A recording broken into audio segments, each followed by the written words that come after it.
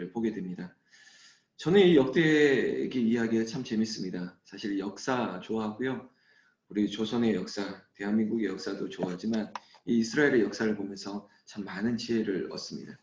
오늘 이 말씀에 특별한 은혜가 있기를 우리 주 예수님의 이름으로 축원합니다. 24장 다시 한번 눈을 돌려서 오늘 본문이 되었던 15절 말씀으로 눈을 한번 돌려볼까요? 이렇게 시작하죠. 여호야다 누굽니까? 대제사장이죠. 그리고 어린 요아스가 이 나라를 올바로 통치할 수 있도록 옆에서 참 많은 도움을 줬고 기도하고 영적인 멘토가 되어주셨던 좋은 분입니다. 바로 앞절 14절 말씀에 보면 후반절에 여호야다가 세상에 사는 모든 날에 여호와의 전에 항상 번제를 드렸더라. 그의 인생은 예배하는 인생이었습니다. 뭐 제사장이니까 그럴 수 있죠. 그렇지만 여러분 그렇지도 않습니다. 목사가 예배하고 목사가 기도하는 게 그게 어려울 때도 있습니다. 그러나 그의 인생이 예배였다고요. 지금으로 한다면. 제가 이런 꿈을 꿉니다. 내 인생이 예배고 내 호흡이 예배고 날마다 주께로 예배하는 인생 되기를 바라는 것. 제가 어제 소나무 향기를 통해서도 뭐 예배의 회복에 대해서 얘기를 하지 않습니까? 예배가 서야 됩니다. 날마다 주께로 나아가고 예배하는 인생. 오늘 이 자리에 있는 우리 여종들과 남종들, 새벽을 겨운 여러분들의 인생이 날마다 예배하는 인생 되기를 주의 이름으로 축원합니다. 그런 여호야다가 죽었다는 겁니다. 그런데 15절 말씀이 저는 이 말씀에도 은혜를 받았는데 이 말씀 가지고 축복하고 싶습니다. 15절 대제사장 여호야다가 죽었다는 이야기가 나오는데 표현을 이렇게 얘기하고 있습니다. 나이가 많고 늙어서 죽으니 죽을 때에 130세라. 저는 여기 몇 가지 세 가지를 동그라미 쳤는데요. 첫 번째, 나이가 많았다는 것. 두 번째, 늙어서 죽었다는 것. 죽었을 때 나이가 130세였다는 것. 저는 이 자리에 있는 여러분들이 그런 은혜 받으시기를 축원합니다.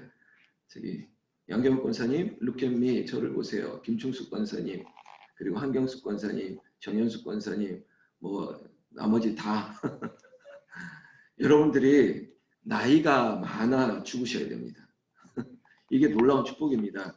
나이가 많이 들어 죽어야지 그 전에 다른 일로 죽는 일이 없기를 주의 이름으로 축원합니다. 이게 자연스럽게 죽는 게 좋죠. 그리고 130세까지 사시기를 주의 이름으로 축원합니다. 예, 지금 양경희 권사님 아멘 했는데 제가 보니까 김충숙 권사님 나이가 많이 들어 죽기를 이러면 사모하시고 이 자리에 있는 우리 모두가 다 그래야 됩니다. 저도 그렇게 되기를 기도하고요. 이게 은혜라는 거죠. 그리고 16절에 다윗성 여러 왕의 묘실 중에 장사했대요. 여러분 왕이 아닙니다. 제사장이라고 분명히 신분을 밝혔죠. 그런데 존경받는 분이다 보니까 거의 소위 말하면 왕의 수준의 왕의 레벨의 모든 백성들이 인정했다는 거죠. 왕의 묘실에 장사했다는 것. 참 존경받는 분이었다는 거죠.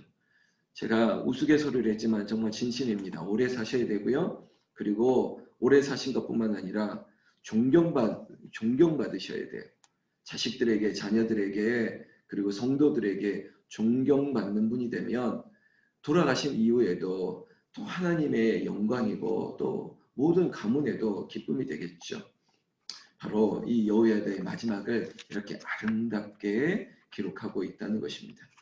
17절로 넘어갈까요? 여호야다가 죽은 후에 왜 이 얘기를 쓸까? 뭔가 있다는 겁니다. 여호야다가 죽은 후에 유다 방백들이 와서 왕에게 절하며 이렇게 시작합니다. 여러분 이거 잘 봐야 됩니다.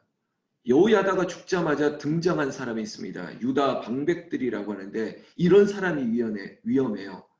한 권력이 이렇게 딱 빠지니까 새로운 권력이 쓱 들어오려고 하는 거죠.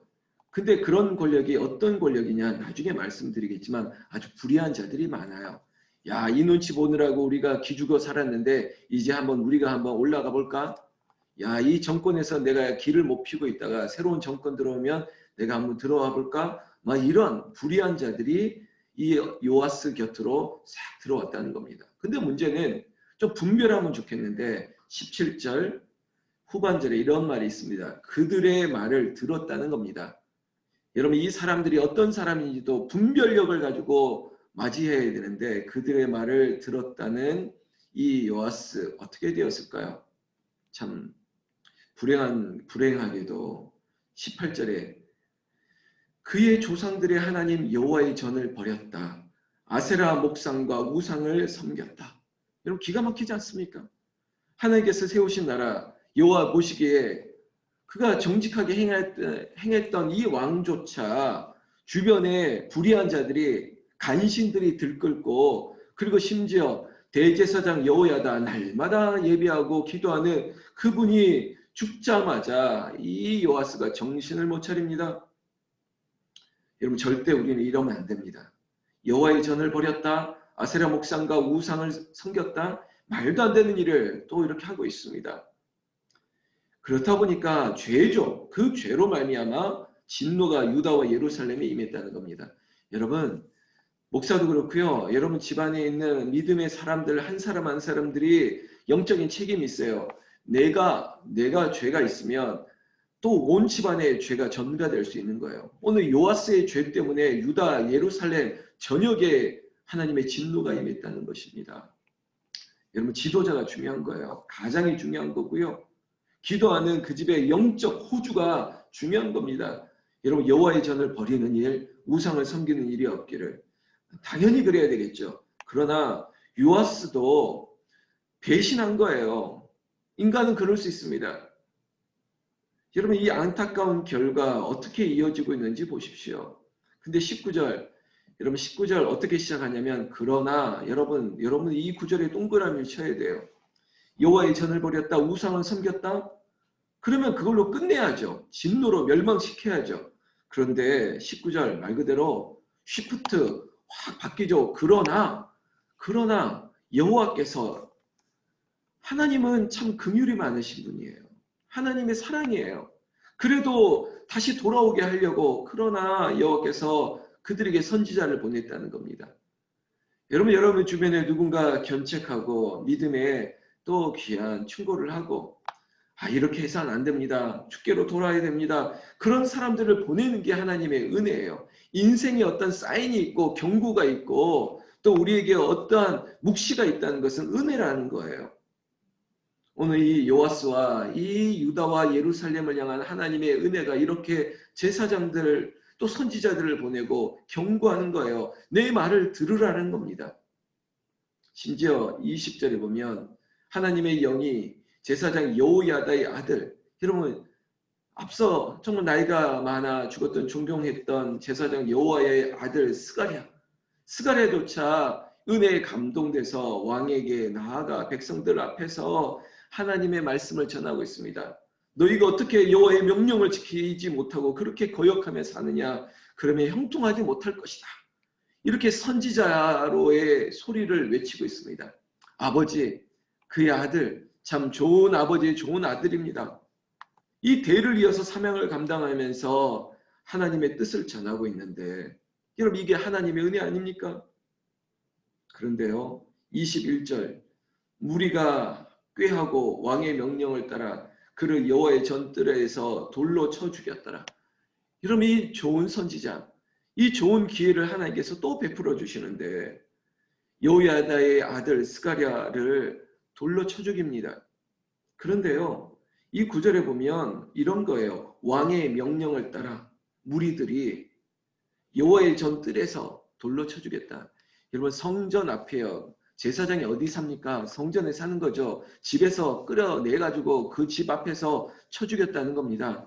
끔찍한 살인입니다. 그런데 이게 왕의 묵시적인 승낙이 있었다는 것이고 그리고 앞서 17절에 보면 그 요아스 옆에 간신들이 붙었던 그 사람들 때문에 여러분 지도자는 나는 승낙한 것 없는데 그런데 암시적인 묵인을 하고 있는 거죠. 만약에 권력이 그런 거예요. 만약에 최고의 권력자가 나서지 않아도 뒤에서 다 어떤 일들을 조정하고 있죠. 그리고 누군가를 앞세워가지고 칼을 들고 휘두르게 만드는 것. 그게 지금의 정권이나 이전 정권이나 그전 정권이나 아니면 그 1500년 전의 일이나 똑같아요. 최고의 권력자는 뒤에 있다가 나중에 또 등장합니다. 근데 그게 다 움직이는 손이 있었던 거죠. 오늘 이게 바로 요아스의 일입니다. 22절 보세요. 요아스 왕이 이와 같이 스가랴 아버지 여호야다가 베푼 은혜를 기억하지 아니하고. 여러분, 스가랴가 누구의 아들입니까? 여호야다의 아들인데 여호야다에게 받은 은혜 생각한다면 이럴 수 있습니까? 이게 정말 정치적인 잔혹함입니다. 사람이 이만큼 악한 거예요.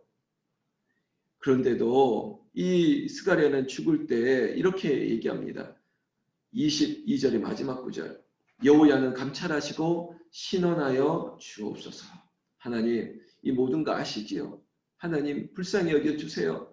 하나님, 이 나라 이 백성들을 불쌍히 여겨주세요. 이렇게 기도하며 그의 인생을 마쳤다는 것입니다. 참 멋진 인생입니다. 구차하게 살려주세요 하지 않고 하나님, 나보다 이 백성들을 감찰해 주세요. 하나님, 대신 아버지 하나님 구해주세요. 이 기도하고 있는 스가랴, 멋진 분입니다. 참 안타까운 이 일들이 이뤄졌습니다. 23절 1주년 말에 여러분, 이런 일들이 일어나고 불과 1년밖에 지나지 않았습니다. 소위 말해서 1년 만에 나라가 휘청거리고 완전히 무너지게 생겼습니다. 하나님께서 그 이방의 민족들을 이기시고 세운 나라를 1년 만에 또 망가뜨리고 있습니다. 이유가 뭘까요? 하나님을 떠나고 우상을 섬기는 죄가 가득하다 보니까 하나님의 제사장 스가랴까지 죽이면서 많은 그 피를 흘렸던 그 죄가 이제는 진노로 임하는 것입니다. 보세요. 23절에 1주년 말에 불과 1년 만에 아람 군대 요아스를 치려 올라왔습니다. 그런데요, 22절, 24절 보면 아람 군대가 적은 무리래요. 적은 무리. 제가 이 얘기를 또 동그라미 친 이유가 뭐냐면 앞서 여호야다 때는 아람뿐만 아니라 모압 그리고 마음이라는 세 개 나라 연합군이 큰 무리가 찾아왔어요. 그런데도 손 하나 쓰지 않고 이겼지 않습니까? 설교 기억하시죠? 그냥 전쟁은 하나님께 속한 것이니 그냥 서로 쳐 죽이다가 끝난 전쟁이었어요. 많은 무리가 왔습니다. 근데 반대로 지금 요아스 때는 적은 무리, 그것도 나라 하나밖에 안 왔어요. 그것도 적은 무리로 왔는데 근데 완전히 거꾸로 됐어요. 1년 만에. 계속 볼까요? 24절에 적은 무리가 왔으나 여호와께서 심히 큰 군대를 그들의 손에 넘겼대요. 방어했던 이스라엘, 유다 큰 군대였는데 역으로 졌어요. 마치 이게 역사예요. 여리고성은 무너뜨려 놓고 조그마한 아이성에서는 패배하는 것처럼. 이유가 뭘까요? 죄, 교만, 이것이 있으니까 이렇게 된 거예요. 하나님께서 부끄럽게 만든 거예요. 적은 무리에게도 큰 군대가 망하게 되는 거죠. 원리는 이거죠. 하나님이 어디에 있느냐에 따라서 전쟁은 있다고요. 전쟁은 하나님께 속한 것이기 때문에. 여러분, 결과는요, 패배하고요.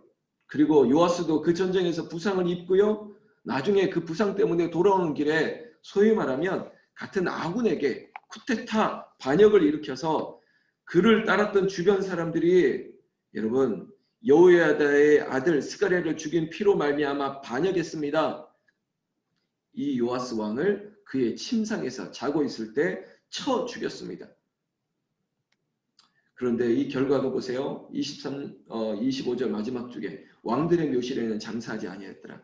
이게 역대기가 가지고 있는 아주 객관적인 사실입니다.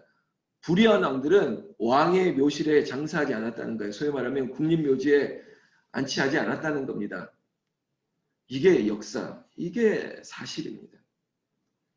26절 보세요. 제가 마치 북선을 얘기했던 처음에 여호야다가 죽자마자 요아스에게 접근했던 이 사람들의 실체가 누구였냐면 정체가 누구였냐면 이걸 알아야 돼요. 그래서 한국사든 근대사든 현대사든 역사의 눈으로 정치를 봐야 되는데 26절 보세요. 반역한 자들이 누구냐? 보세요. 이게 바로 혈통, 근본, 뿌리, 출생이 중요한 거예요. 반역한 자들은 암몬 여인 시므아스의 아들 사밧이래요. 이름이 중요한 것이 아니라 누구의 아들이었냐? 누구예요? 암몬이에요. 우상의 나라. 또 모압 여인 시므리스의 아들 여호사밧. 이것도 누구예요? 아달랴. 그 정말 잔혹했던 여자 기억나지 않습니까? 그러니까 결국 이 뿌리 때문에 갈고 있었던 거예요. 칼을 갈고 있다가 정권이 바뀌고 어린 요아스 왕이 오르니까 슥 접근해가지고 이렇게 작업을 하고 있었던 거예요. 27절 요아스의 아들의 사적과 요아스의 중대한 경책을 받은 것과 하나님의 전을 보수한 사적은 다 11개 주석에 기록되니라. 그의 아들 아마샤가 대신하여 왕이 되니라. 이제 요아스가 죽고 그 아들 아마샤가 이제 왕이 오릅니다. 여러분 이 역대기는 다 기록되어 있다고 얘기하고 있습니다. 마지막 교훈입니다. 이런저런 얘기 목사를 통해서 들었겠지만 마지막에 다 기록되어 있다고요. 우리의 삶도 하나님의 생명책에 기록되어 있습니다. 하나님이 아십니다. 끝까지 하나님을 배신하지 않고 하나님만을 바라보면서 여호와께 모든 전쟁이 있습니다. 그 손에 달려 있습니다. 그저 주께로 나아가고 주를 바라보면 주가 우리를 승리하게 하는 위대한 승리가 저 여러분들에게 있기를 주의 이름으로 축원합니다. 광고 먼저 드리면 오늘 수요일입니다. 여러분 오셔서 또 철로역전 함께 하시고 정 어려우시면 그 자리에서 또 철로역전 참여하시면 좋겠고요. 여러분 12월 2일 내일이 수험생 대입 수능이 있습니다. 기도 수첩 뒤에 보면 수험생을 위한 기도 또 수험 당일을 위한 기도도 있는데 여러분들 그거 가지고 중보해 주시면 좋겠습니다. 우리 한번 기도할까요? 하나님 아버지 감사합니다. 이 역대기의 역사를 통해서 하나님 나를 돌아보게 하시고 대한민국을 돌아보게 하시고 한국교회를 돌아보게 하시고 우리 가정을 돌아보게 하시고 아버지여 날마다 항상 번제를 드렸던 아버지 여호야다의 믿음으로 날마다 주께로 기도하며 말씀 붙드는 인생 되게 하여 주셔서 그 어떤 시험이 와도 흔들리지 않는 믿음의 반석 위에 우리를 세우시고 항상 승리하게 하여 주시옵소서. 아버지여 우리 모든 권사님들 나이 많아 늙어 결국은 오래오래 사시다가 하나님 품에 안길 수 있는 복을 주시옵소서. 그리고 하나님 영광 위에 하나님 늘 세워주실 줄 믿습니다. 이 자리에는 우리 여집사님 그리고 권사님들 장로님 그리고 이 자리에는 청년과 주의 가족 모두에게도 집사님들에게도 동일한 은혜를 주셔서 하나님의 은혜의 영이 늘 우리의 인생 가운데 임하게 하여 주시옵소서. 아버지의 수험생 기억하여 주시옵고 내일 이제 시험 준비하는 오늘 마지막 날 하나님께서 모든 것들로 부족함이 없도록 채워 주시옵소서. 우리 주 예수님 이름으로 기도 올리옵나이다. 아멘. 우리 주님 이름 부르며 기도하시다가 우리 마음에 특별히 여러분들 이 자리에 여러분들 기도의 골방에 여러분들 잠자는 가족들에게도 여호와의 영이 임하기를 원합니다. 주님 부르며 기도합니다. 주여 주여 주여